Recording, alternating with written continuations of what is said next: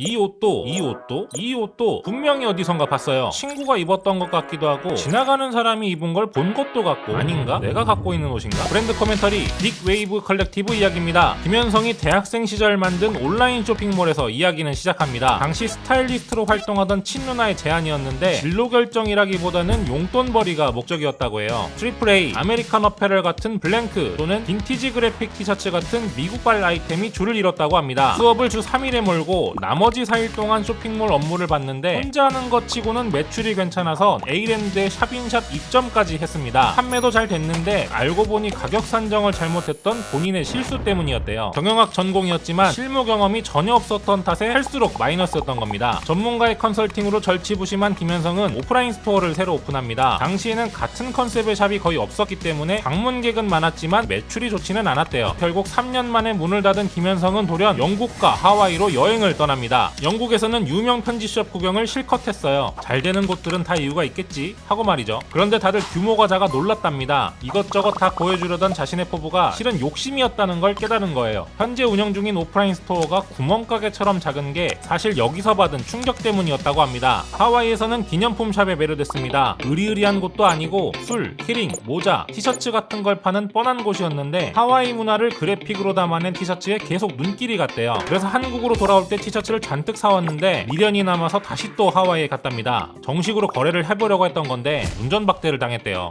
오기가 생긴 그는 티셔츠를 직접 만들기로 결심했습니다. 시원한 파도가 치는 여름날 하와이 분위기를 브랜드 컨셉으로 잡았어요. 그런데 정작 티셔츠 만드는 법을 몰라 굉장히 애를 먹었답니다. 공장이 어디 있는지도 몰라서 직접 나연판 구해다가 사무실에서 혼자 만들고 그랬대요. 대단하죠? 기성 브랜드가 그래픽을 구색 맞추기 정도로 쓰는 것과 달리 빅웨이브 컬렉티브는 그래픽이 곧 브랜드의 중심입니다. 그래서 여름은 걱정이 없었는데 가을 겨울 시즌은 고민이 많이 됐대요. 아우터를 만들 자신도 없고 그런 브랜드가 될 생각도 없었으니까. 그래서 그래픽 개발에 더욱 집중했다고 합니다. 지구에서 서핑하는 에일리언, 스마일과 꽃이 담긴 피스비긴즈가 지금의 빅웨이브 컬렉티브를 있게 만든 대표 그래픽입니다. 대출로 힘겹게 운영하던 브랜드에 처음으로 수익을 남겨줬대요. 낚시에서 영감받은 피싱클럽 시리즈는 여름 분위기를 낼 수 없는 가을 겨울 시즌에 대한 고민 끝에 나온 작품이라고 하고요. 김현성은 두 가지를 싫어합니다. 자신이 디렉터라고 불리는 것, 그리고 빅웨이브 컬렉티브가 패션 브랜드로 불리는 것. 자신은 그저 일하는 사람일 뿐이고 티셔츠 같은 것만 만들 뿐인데 메이저 브랜드와 같은 대우를 받는 게 어색하다는 게 이유입니다. 다시 말하지만 그저 그래픽의 힘일 뿐이라고 말이죠.